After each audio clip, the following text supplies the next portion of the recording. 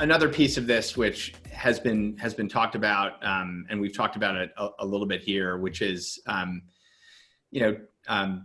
digital currency, generally speaking, stablecoins as they exist today, and potentially, digital cash as a product of central banks, in theory, have this attribute of being bearer instrument money, and even in like a two-tier model, right? If it's just an electronic record at a bank, it's no longer a cash product. It's no longer a bearer instrument money.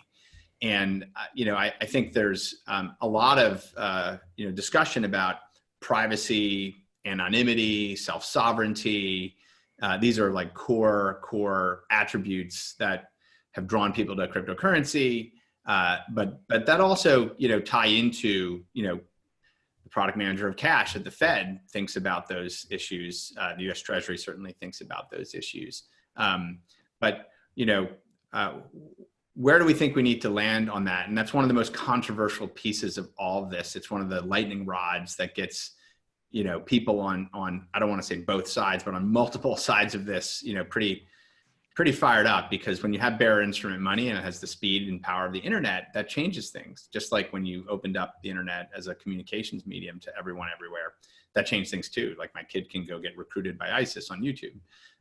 Or people can gather and crowd organize a revolution in a country that's a dictatorship, or things that, and they use Tor and they use secure communications to subvert authoritarian regimes. And there's all these sort of trade-offs: privacy, anonymity, self-sovereignty, and this is all going to kind of come, I don't want to say crashing down, but come together in the design of digital currency models. And where do you think the Fed sits on those issues? Well, I mean, I can't speak on behalf of the entire Fed, certainly, but I can. Come on, Bob. That was like a softball. Yeah. Sorry. I mean, I think there's some really key issues there, right, Jeremy? And I think it's not just how does the Fed think about security and privacy, right? Per Neha's point, when we think about future payment systems, security is everything, right? The dollar can't break.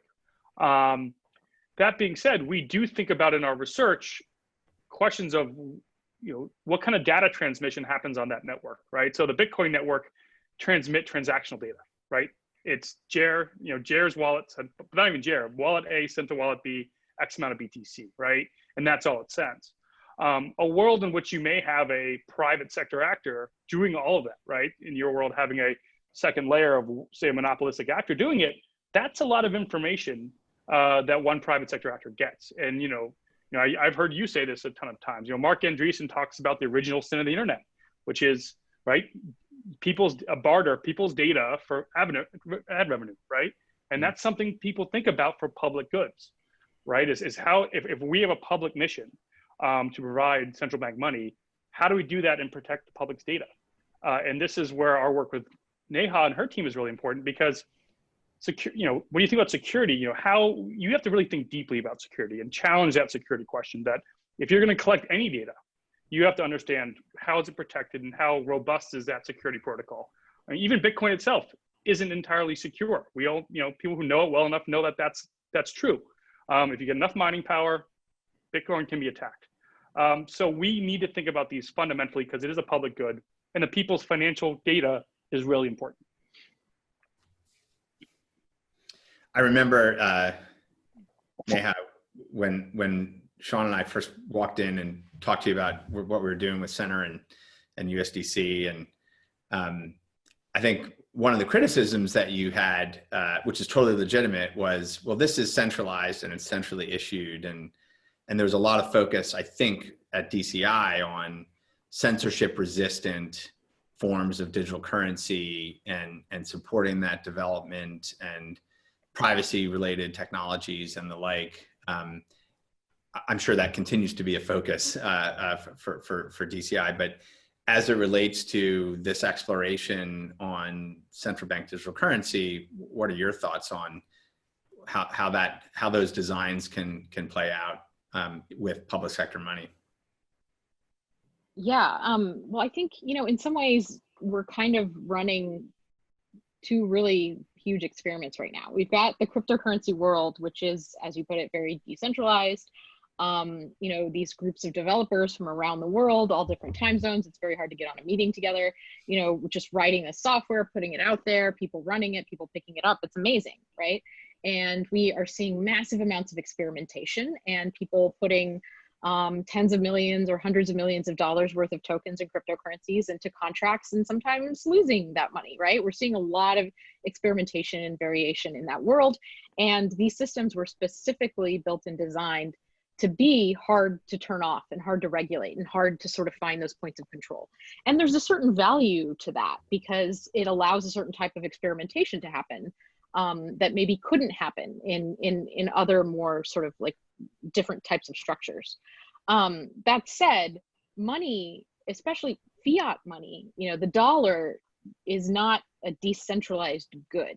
It's you don't fork the dollar, right? It's not a decentralized governed sort of a thing. There's the Federal Reserve, there's the United States government, there's there are these actors in place who created the dollar and thus have control over it, and we need to acknowledge that. And so I don't think fiat currencies are going anywhere anytime soon. I think that they are still pretty important. Depends which ones. Yeah, maybe it depends which ones. They're still incredibly important to people's lives and make a huge impact. And I think it's important to look at that area as well when we're thinking about redesigning this technology, which is, kind of what you're doing with stablecoins, I think. So really, these are two different approaches that have a lot to learn from. Like, we can learn a ton from the lessons of the last 12 years in the decentralized world to think about how to carefully design and architect a CBDC. I mean, that's the idea here. That's why we're doing this, because we think there's some value. So I don't see these two areas at odds at all. I think they work together in order to sort of have that experimentation, have that crazy stuff happen. A lot of people are going to lose a lot of money, unfortunately, but they're taking that risk, and then learning from that and bringing some of the best ideas from that into the fiat world.